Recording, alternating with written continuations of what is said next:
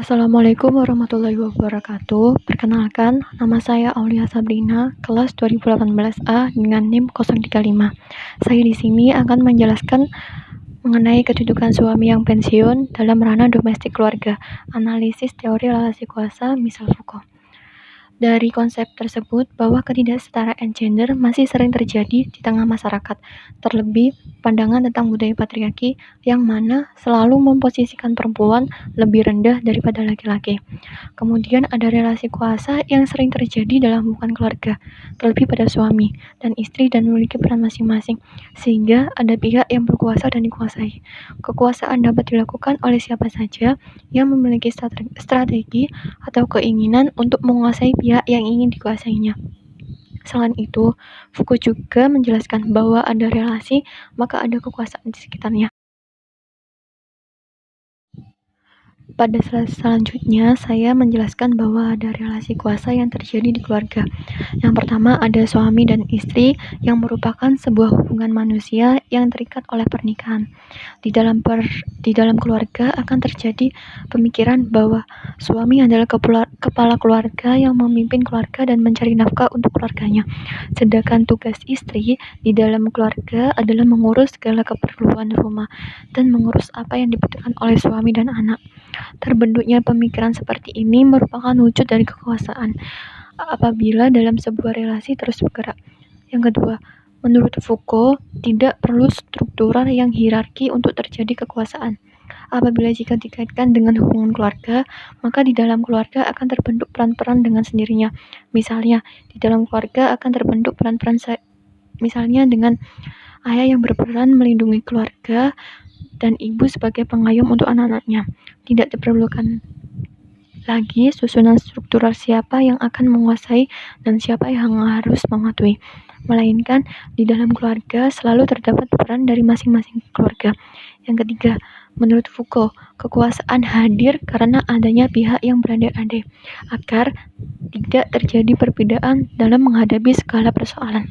Dari pernyataan Foucault ini dapat dilihat bahwa kehidupan keluarga di mana istri dan anak mengharapkan perlindungan dari kepala keluarga, yaitu ayah dan suami. Harapan istri ini dan anak mereka mengharapkan sosok pelindung di dalam keluarga akan menyebabkan terjadi relasi kuasa. Relasi kuasa ini tidak akan terjadi apabila istri dan anak merasa sanggup hidup tanpa perlindungan kepala keluarga. Jika tidak ada bandingan demikian dari anak dan istri, maka suami tidak akan bertindak atau bersikap seolah-olah dia pemimpin. Karena pada intinya, kekuasaan tidak bisa terjadi apabila hanya diyakini oleh satu pihak saja. Kemudian yang keempat, menurut Foucault, kekuasaan itu bersifat intensional. Dari pendapat Foucault ini, jika dikaitkan dengan kehidupan dalam keluarga, akan dimiliki keterkaitan. Keterkaitan ini berpengaruh pada kehidupan keluarga yang jarang mempertahankan tentang keadilan, terlebih pada keluarga yang masih menganut budaya patriarki. Suami merasa berkuasa dibandingkan dari istrinya. Mereka merasa bahwa kepala keluarga adalah nahkoda yang menentukan arah dan mengambil keputusan untuk keluarganya. Demikian contoh dari kekuasaan bersifat intensional ini, siapapun bisa memperoleh kekuasaan apabila memiliki keinginan dan niat. Kemudian yang kelima, penjelasan Foucault tentang kekuasaan juga mengatakan bahwa seseorang tidak bisa keluar dari kekuasaan dari jalan manapun. Begitu pula dalam kehidupan keluarga. Suami akan terus menjadi kepala keluarga selagi keluarga masih utuh. Begitu pula dengan istri yang akan menjadi pengikut suami selagi mereka masih dalam ikatan perkawinan. Selanjutnya, Michel Foucault menjelaskan di dalam bukunya yang berjudul Seks dan Kekuasaan bahwa kekuasaan hanyalah sebuah strategi. Strategi ini berlangsung di mana-mana dan di sana terdapat sistem, aturan, susunan, dan regulasi. Kemudian yang kedua ada kekuasaan ini tidak datang dari luar. Kekuasaan ini menentukan susunan, aturan, dan hubungan-hubungan dari luar. Dari pernyataan di atas, memperjelas bahwa dalam sebuah keluarga akan terbentuk kuasa secara tidak langsung. Dari pernyataan ini, peran ayah dan ibu akan ditakuti oleh anak-anaknya, kakak akan dihormati oleh adik, suami akan dipatuhi oleh istri.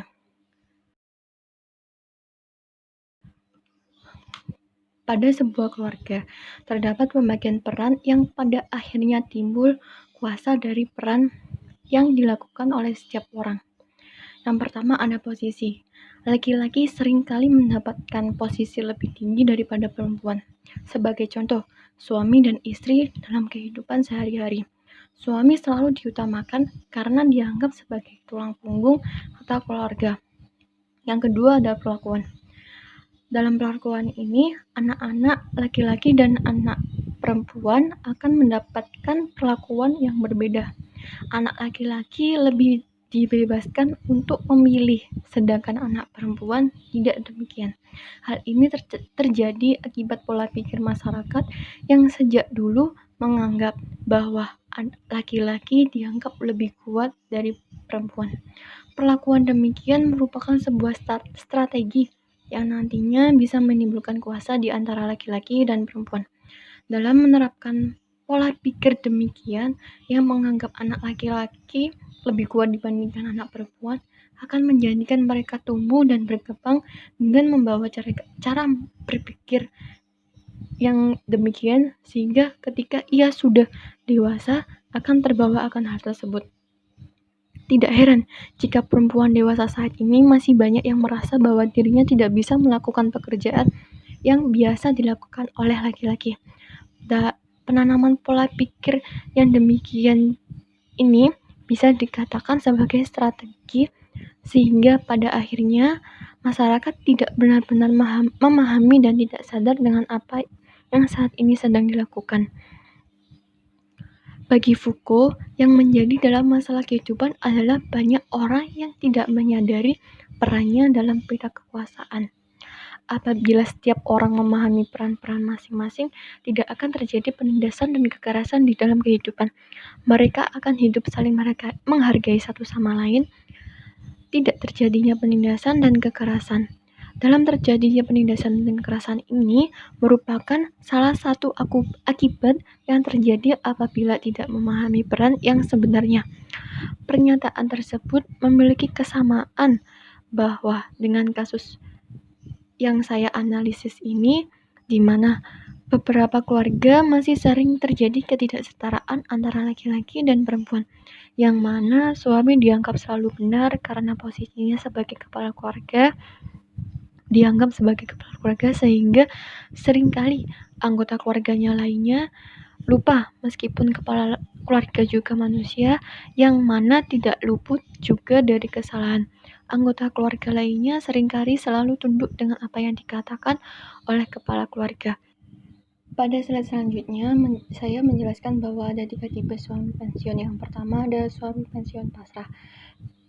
Tipe ini mengaku sudah terbiasa dengan kondisi seperti ini, karena sejak masih bekerja, ia selalu memberikan seluruh gajinya kepada istrinya.